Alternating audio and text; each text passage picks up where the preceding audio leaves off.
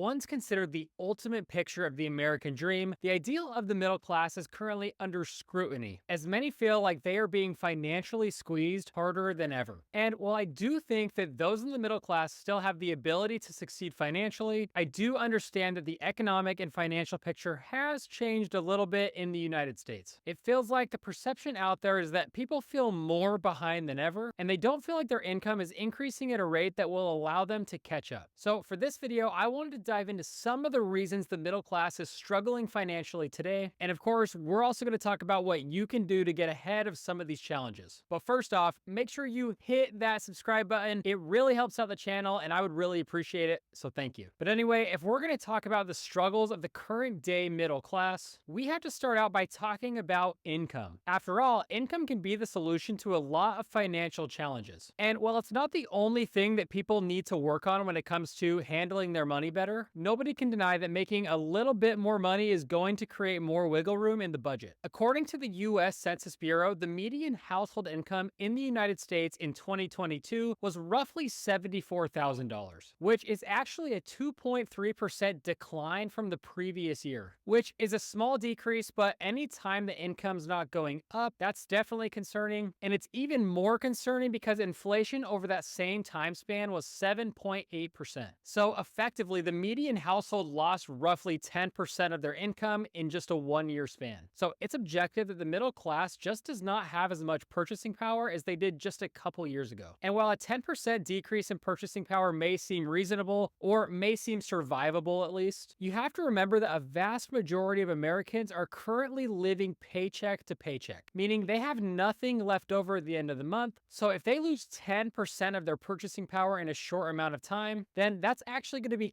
catastrophic for the average family's budget. So what can the middle class do about this problem related to income? Well, we can look at it from two different sides. We can either work on increasing the amount of money coming in, or we can work on decreasing the amount of money that's going out. And obviously the ideal solution is probably to do a little bit of both. But let's first talk about increasing the amount of money that's coming in every month, aka making more money. Now, I know if I just get up here and say make more money, that's not very helpful advice. And it's a lot easier said than done. And the job market for higher paying jobs that are ideal for a long-term career has definitely cooled over the last few years. So less of these higher paying jobs are available. So I promise I understand that there are a lot of challenges associated with finding a good career path and increasing your income potential. However, that does not mean that it's impossible, and it's just going to take hard work and it might take some time. This is not going to be a quick overnight solution, but you should always be looking at your career and figuring out how to progress and how to increase your income. All right, so enough about making more money. The other way we can solve the income issue or the expense issue is by decreasing the amount of money going out, aka just stop buying so much stupid crap. And that's a solution that can be a very quick fix. You can make these changes tomorrow if you really set your mind to it. And the best way to do this is by setting a specific budget every month and sticking to it. Like I just mentioned, most Americans live paycheck to paycheck, 66% of them to be more specific. And that's why a lot of people are feeling such a pinch when it comes to inflation, because they already didn't have anything left over at the end of the month, and now stuff costs more. So they now either have to decide what not to buy, or they have to start racking up debt to buy the same items that they were previously. Now, if you set a budget and that budget is below your means and you have wiggle room every month, then it's going to reduce a lot of your stress when it comes to inflation, because like I said, you have that wiggle room, you have that buffer. And if unexpected financial hurdles pop up that you have to solve, or stuff just starts to cost more money, then you already have the funds available to handle that. We're going to get more into the specifics on the expenses that the middle class faces, but I just wanted to mention that from a high level. Again, the biggest reason that people struggle making ends meet is because they don't have a specific plan with their money. And I promise, it goes a lot faster than you think if you don't already know where those dollars are going to go. And now, that's not everyone who's struggling financially. There are definitely people who have hardships that are outside of their control, that are struggling financially, and those hardships often make money tight. So I'm not talking about those scenarios. But a lot of people do have the choice to be a little more organized,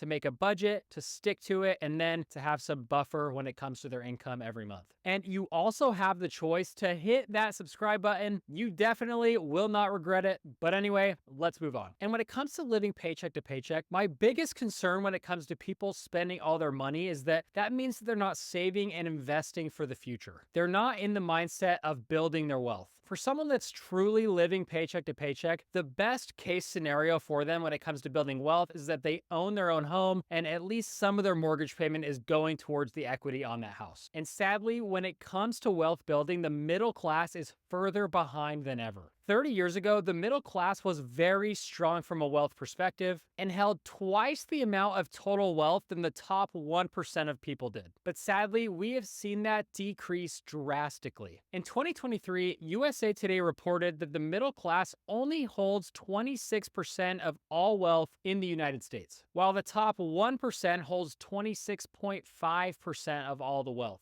And to me, that's the biggest indicator that the middle class is not as well off as it once was. So why is the middle class stuck in the trap of living paycheck to paycheck? And why aren't they investing and building their assets? Well, let's now talk about some of the specific reasons the middle class is failing to get ahead. And again, in my opinion, the biggest reason is that the average American is just spending too much money. According to the Bureau of Labor Statistics, the average household has monthly expenditures of just a little over $6,000.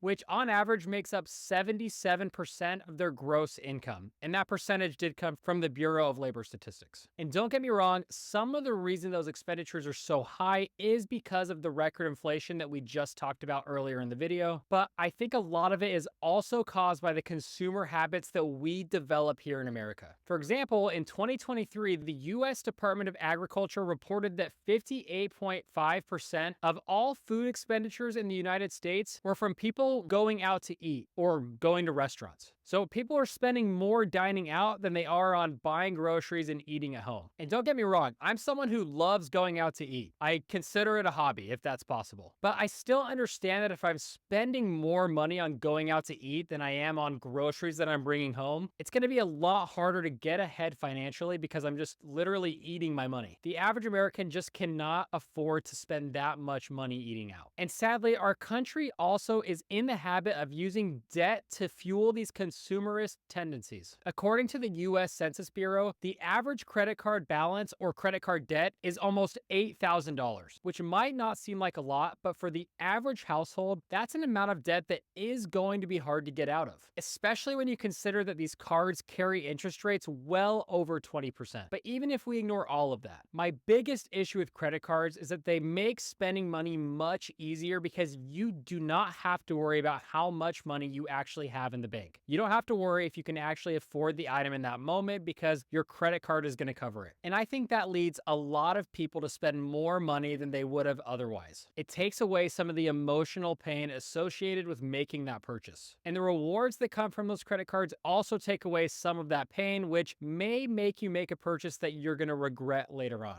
So even if you're someone who uses credit cards and pays them off every month, it's still possible for them to be negative to your finances if you're not managing them appropriately. I've said this in past videos, but I am not completely anti-credit card. I have credit cards and I use them. You just have to be extremely careful and make sure that they're not taking advantage of you. The truth is, whether you're using a credit card or not, or some other type of debt, if you don't have the money to buy something upfront right in that moment, it probably means you just cannot afford it right now. This applies to going out to eat, buying clothes, buying electronics, buying furniture, buying toys like boats or four-wheelers or RVs, and it definitely includes vacations. One of the biggest issues for the middle class is that they operate out of the mindset of wondering if they can afford the monthly payment, but not actually if they can afford the overall price of the item. And speaking of using debt to buy things, let's talk about student loans really quickly. According to NerdWallet, the average household in the US that has student loans carries a balance of over $55,000. And that is another huge thing that's holding the middle class back. And I am pro education. I think that college can be a great tool if you study something useful and you study something that's in demand for your career. And I also totally get that sometimes student loans are needed to get through school, but it's the unnecessary student loans that really bother me. This might be a controversial take, but I do not think that people need to go to expensive expensive private universities, especially for their undergraduate degree. I just don't think it's worth the cost. Now, if they have the money to pay for it, then sure, go for it. If you or your parents are able to cash flow that private university, then that's great. But taking out massive student loans to fund your education is just going to put you behind financially before you've even started your career. The truth is that most states have great universities that are very affordable if you live in state. And not that I recommend this, but even if you go to a public school that's out of state, you can usually qualify for residency after 1 year of living there. So the first year might be a little more expensive, but then the last 3 years are hopefully on the cheaper end. Ideally, you just stay in state, but that can be an option too. And if you do decide to do that, make sure you read the requirements for that state on how to qualify for residency before you just move there. But the truth is that if people in the middle class were able to graduate from college debt-free and start their career with a clean slate, they would be in a much better place financially, and they would probably find that they have a lot more wiggle room in their budget. All right, and we definitely cannot talk about today's struggles if we don't talk about housing, and more specifically, the housing affordability crisis that we're currently experiencing. The truth is that this is one of the most challenging times for people who are looking to become first-time homeowners, because over the last few years, home values have skyrocketed and interest rates have skyrocketed, meaning that the average mortgage payment is significantly more expensive than it used to be. According to the Mortgage Bankers Association, the average mortgage payment on a loan issued today is roughly $2,700 a month, which when we're considering the median take-home pay of a household, that's a huge percentage. The unfortunate reality is that right now probably is not the time to buy unless you're in a really fortunate financial situation. Now, I'm not predicting a major real estate crash because I'm definitely not an expert and I don't know what's going to happen next. I don't think anyone really does. But I do think a lot of people would just be better off waiting for the market to cool a little bit and making sure that they find the right deal that they can actually afford. Sometimes patience is key when it comes to buying a home. Actually, I think it always is. And when it comes to expenditures or things that we're spending money on, the last thing we're going to talk about is cars. Americans love their cars and trucks, and it's absolutely mind-boggling to see some of the loans that people have on these things. According to Bankrate, the average new car payment is $735 a month with an interest rate of over 7% and an average term of about 67 months. That is just bad debt with a high interest rate that's lasting for way too long. Again, you're not going to get ahead financially by paying 7% interest on a 5-year plus car loan. So that is definitely one of the things holding back the middle class. Okay, we've talked about the expenses that the middle class has. So now that we've covered that aspect of it, what about investing? Is the typical middle class family saving enough for retirement? Unfortunately, it just does not look like that's the case. The median retirement savings for a US family is $87,000, which may seem like a lot of money, but it's really just not enough unless that person is in their 20s or maybe their 30s. And the problem is that most people just are not contributing enough towards their retirement. According to CNN, the average family contributes 11.7% of their salary towards their 401k.